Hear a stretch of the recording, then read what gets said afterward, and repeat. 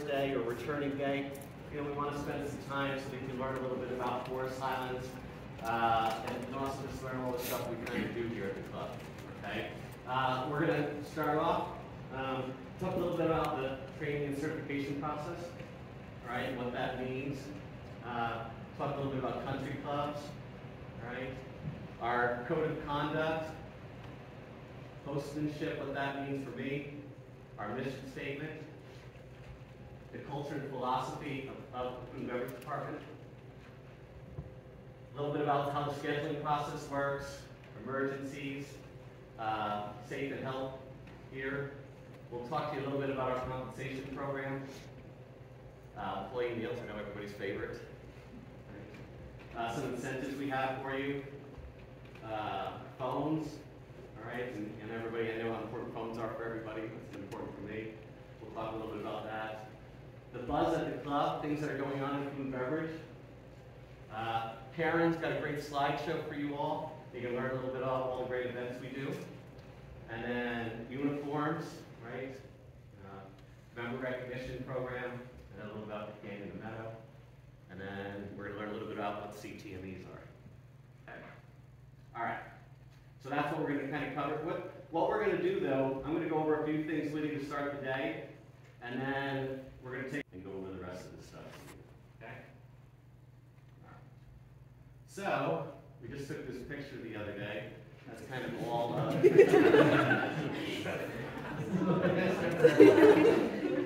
Wait. I don't know what we're saying about this retro program. This is everybody.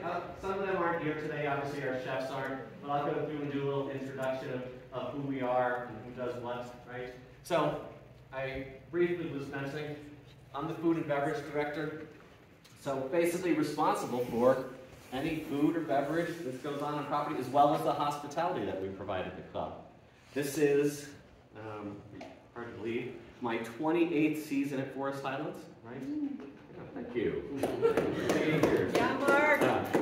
So, to be honest with you, I'm a graduate of NAU, right?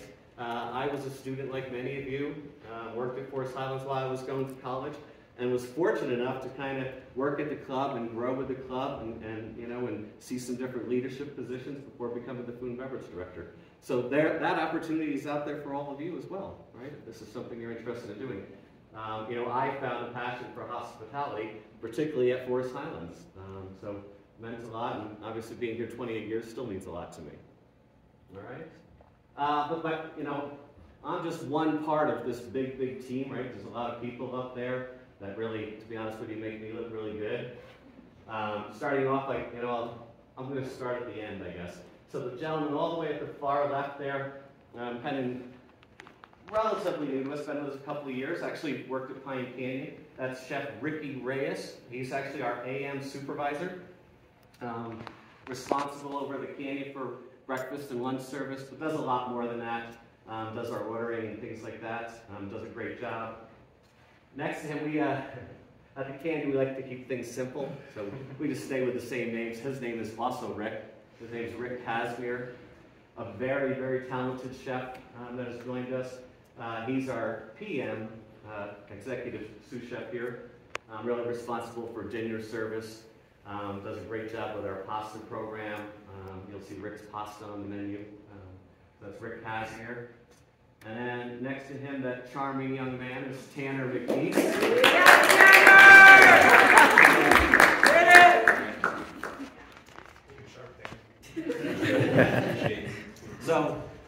So Tanner actually has a new position with us. He is our banquet and event manager. Again, talking about opportunities. Started as a catering server for us. Did his internship.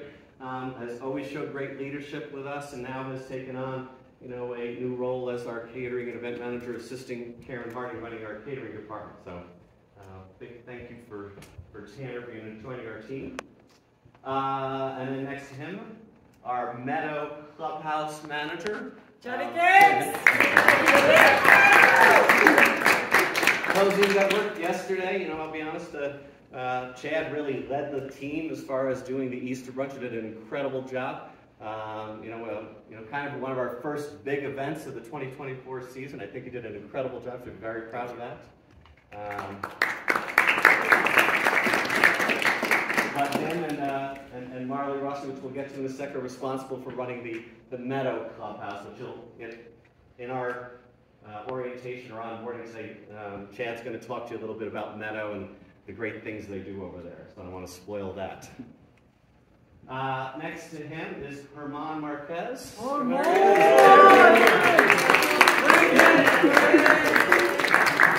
one of our most skilled servers that we have. He's actually our Canyon PM supervisor. Has been doing that a long time. A very requested server by our members. Does a great job. And then next to him is our chef, Eddie Matney, right? Director of Culinary Arts is the title we've given him now. You're going to get to meet Eddie soon. He's a pretty unforgettable guy. We're really, really lucky to have him. Great personality. You'll see him in the dining room. Charming members. Very talented chef. Had many restaurants down the valley. Does a really incredible job. We're lucky to have him. And skipping over me, Marley Rossi, if she'd stand up.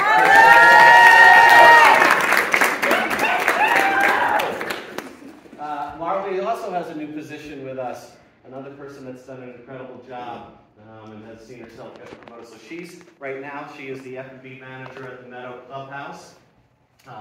She had started over here again as an expediter, food runner, jack of all trades. Became our AM supervisor, did a really, really great job in that position. When the position over to the Meadow came up, we thought about Marley putting her in a role over there, and I know she's going to do a great job with Chad running the Meadow this year. Thank you, Marley. Yeah, boy! Thanks, guys. I know the Canyon teams hate to see her go. Next to her, Karen Harding. Karen, how many years is it now? 8? 10? Get her in trouble. 7.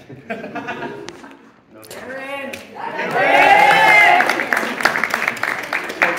Karen is our director of catering and events, right? So basically all of our special events and catering, and she does a lot more with that as well. She's also our marketing person in our department. Does an incredible, makes my job easy, doing so many great things for us. She's going to spend some time talking about all the great special events that we do. We're kind of known for our special events, great big barbecues and holiday events. It's just incredible stuff. One of the most fun things we get to do. Karen gets to throw parties, and who doesn't like to throw parties, right? And then next to her is Jamie Adams.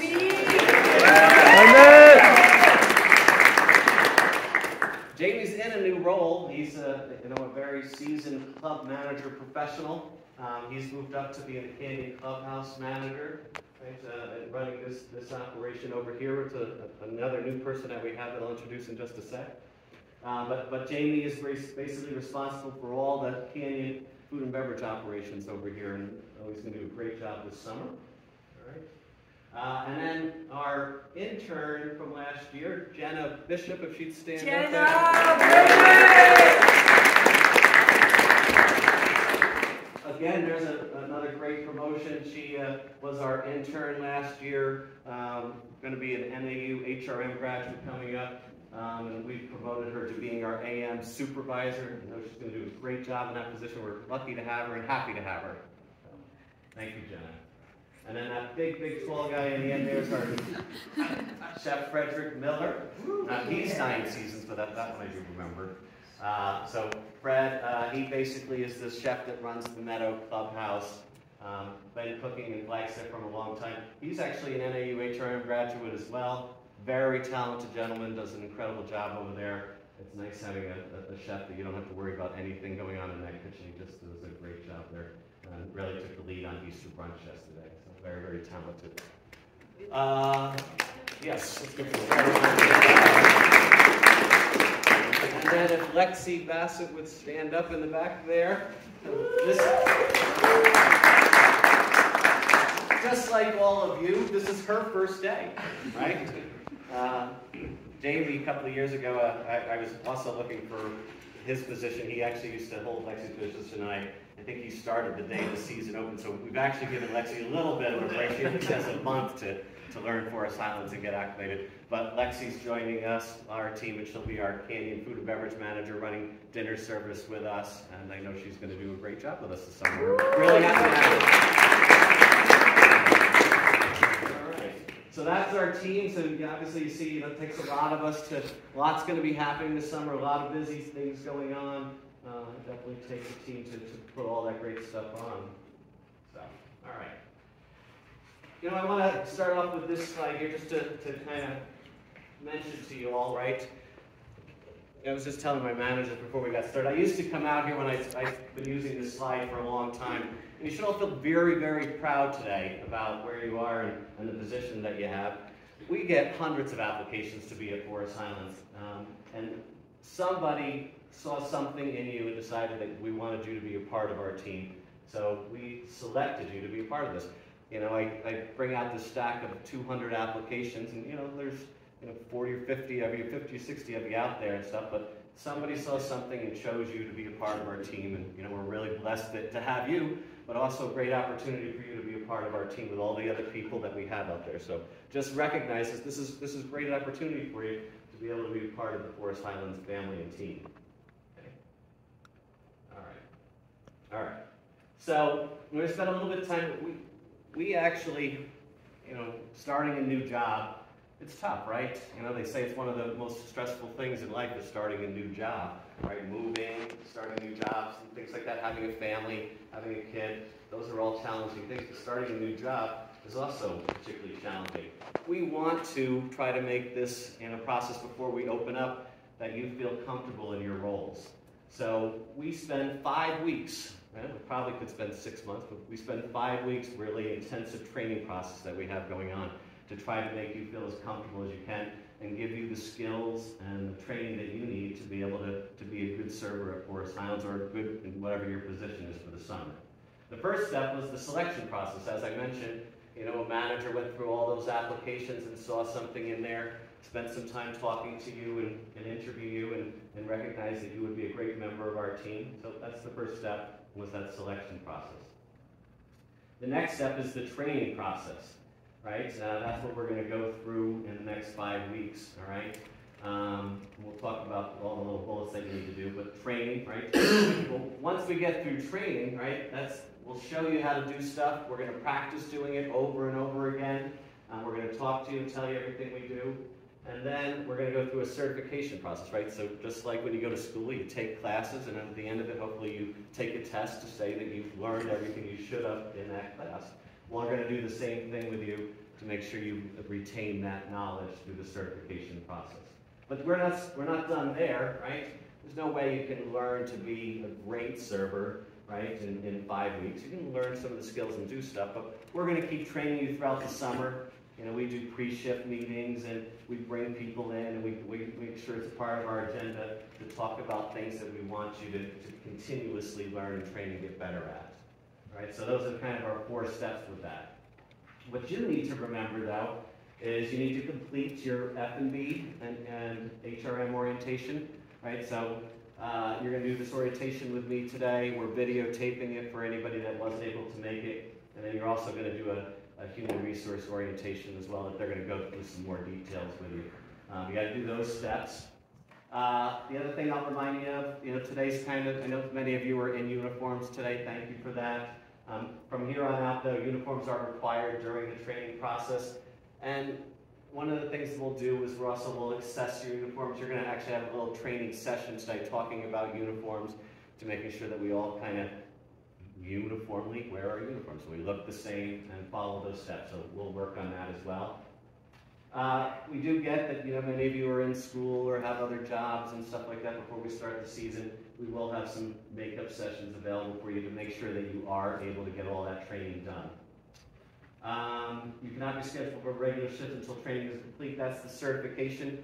So we know that you have stuff going on, but we do need you to make sure that you complete everything before you can actually consider it a certified food and beverage server at Forest Highlands, and then you'll be able to start working shifts and making money.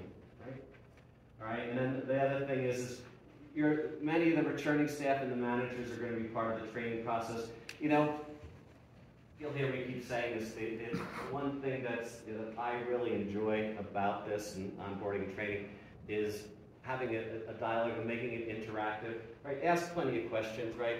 You know, please don't be afraid to ask anything. We're going to forget stuff, but there's going to be things we didn't cover. If you just mention it to us, we'll make sure, because it's probably somebody else wants to ask that question as well and just maybe isn't as brave as you. So please have that dialogue. Engaging during this training process will make everything go so much better, and you'll enjoy it more, and we'll enjoy it more too. Okay? So don't be afraid to ask questions. All right. So,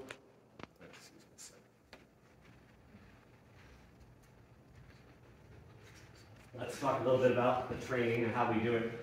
Years ago, we came up with this idea of module training, right? So we break up the training sessions into little different areas and try to make it fun and engaging as well, and we can cover all the topics. So these are the modules that we think are important, okay? The first modules are going to be what we're going to do the next 2 days. Equipment is broken up. But we're going to have little stations set throughout the clubhouse. We'll do a tour as well to start the day. You're going to get a tour of property. We'll show you where everything is located and all the things you need to know. And then we're going to break off into these little training modules.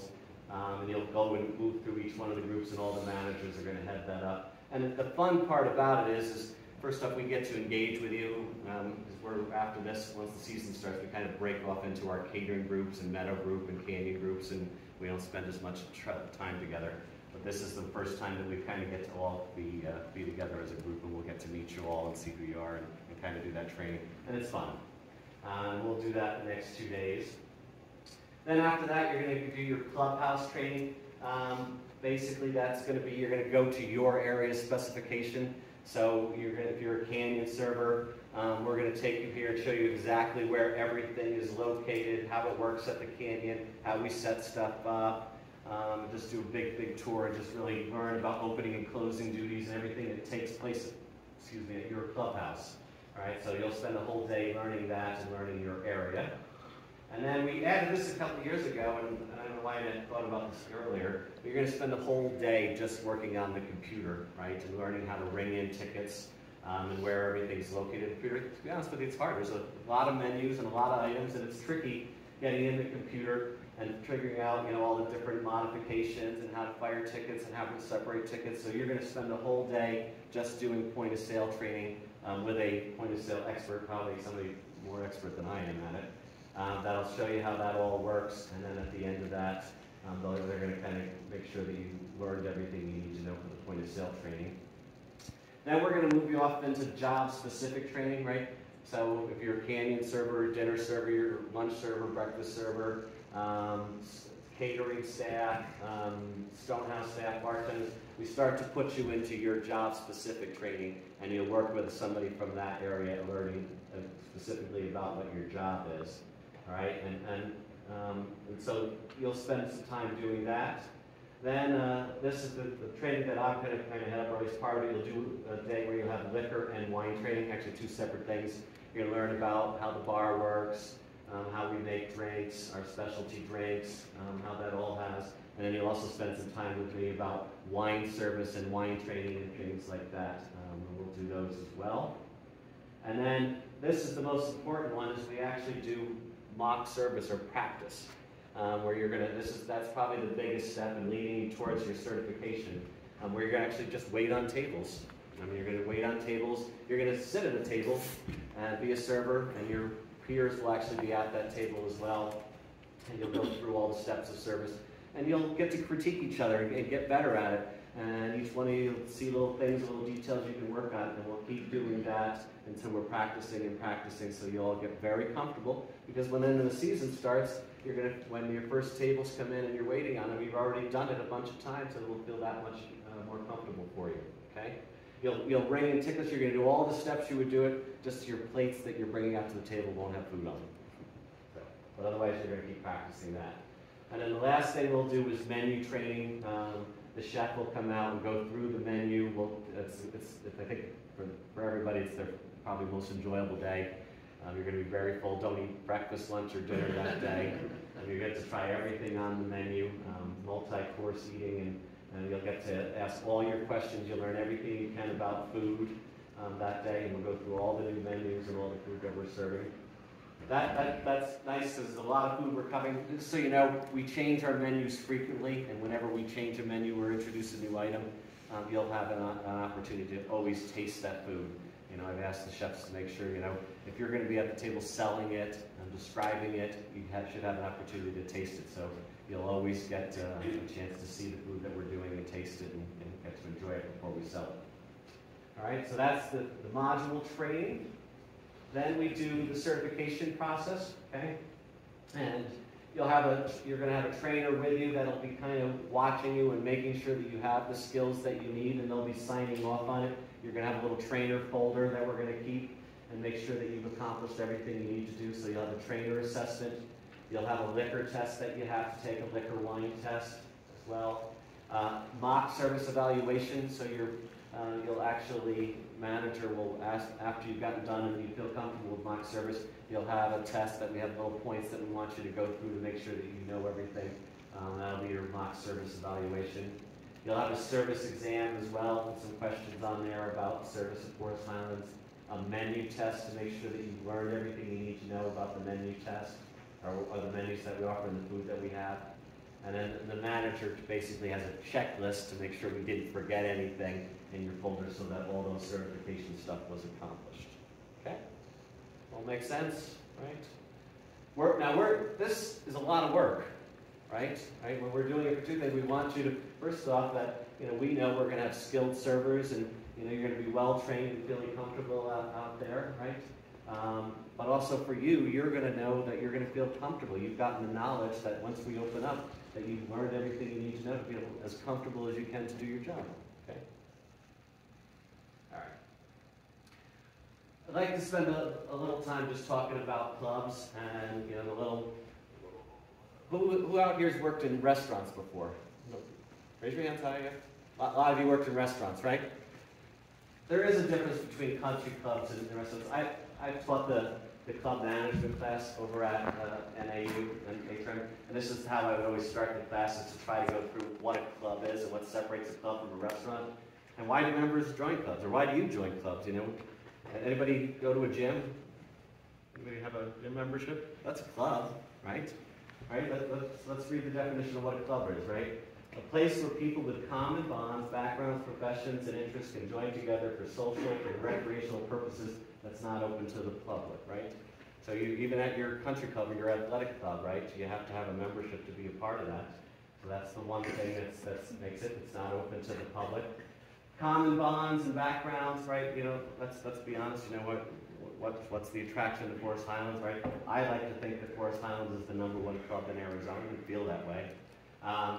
Very successful people, right, are members of Forest Highlands, right? They have all got different backgrounds and fields, doctors and lawyers and businessmen and stuff like that. But they are usually wealthy people. I don't know if many of you know how you become a member of Forest Highlands. It's basically, many clubs are different. We are not. Some clubs you have to write a little letter to the board or to a membership committee, and they have to evaluate you and see if you're worthy to join their club. We're an HOA, so basically if you can buy a home, if you have the $1 million it takes to buy a home at Forest Highlands, you can become a member here as a club. So home ownership is the big thing to becoming a member at Forest Highlands, but an expensive home, right?